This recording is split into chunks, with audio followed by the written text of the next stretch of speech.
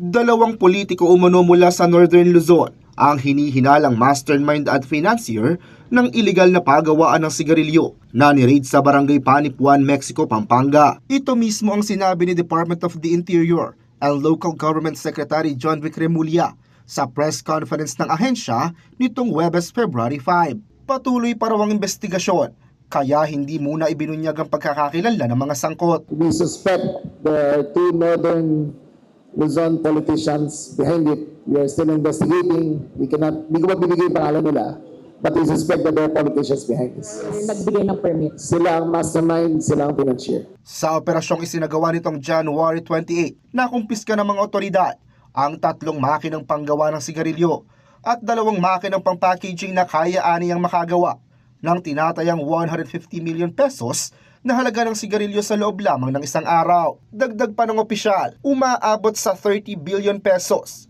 ang nalulugi sa kaban ng bayan dahil sa mga iligal na sigarilyo. Kasama po rin 3 cigarette making machines, 2 cigarette packing machines, ay nga lahat ng paraphernalia at yung brand name na 2 names.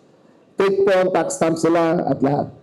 Nasagip din ng hindi bababa sa 60 Pilipinong manggagawa na pinaniniwala ang biktima ng human trafficking. Ayon kay Remulla, bukod sa hindi makataong kondisyon ng kanilang tinutuluyan, hindi rin naman sila tumatanggap ng tamang sahod. Dapat 15-30 ang bayad sila pero hindi po sila sinunod ng huling pagtrabaho dito. Kaya we consider that involuntary servitude ang ginagawa nila.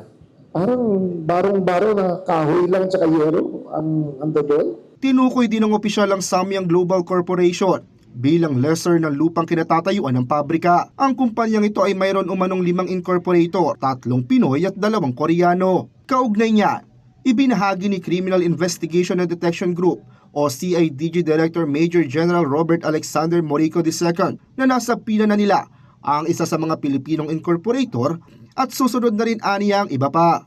Ang incorporator ng kumpanya to ay Samyang Global Corporation, formerly Sangil Philips Steel Philippines. Ang incorporators niya ay si Stephanie Sampana, Sydney Juan Sampana, Brian Manzano, lahat Filipino.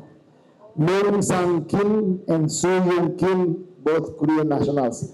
Sila po ang incorporators at nag-lease ng property na to. Nagbabala naman si Remulla, nakakasuhan hindi lang ang mga nasa likod ng iligal na operasyon, kundi pati ang mga mahuhuling nagbebenta ng iligal na sigarilyo. Kaya nakikiusap kami sa lahat na maliliit na tindahan, kung kayo po ay mahulihan ng iligal na sigarilyo, pati pa kayo ay makakasuhan ng non-bailable offense. Matatanda ang sinalakay ang nasabing warehouse matapos madiskubre na 1 buwan na umano silang nag-ooperate. Humigit kumulang 4.5 billion pesos na halaga ng iligal na sigarilyo ang nagawa na karamihan ay nasa merkado na. 6 na Chinese national ang naaresto, habang patuloy namang inihahanda ang mga kasong illegal manufacturing of cigarettes at posibleng paglabag sa Anti-Human Trafficking Act at Anti-Agriculture Economic Sabotage Act. Kasama si Angel Francisco, Raymond Tasoy, CLTV 36 News.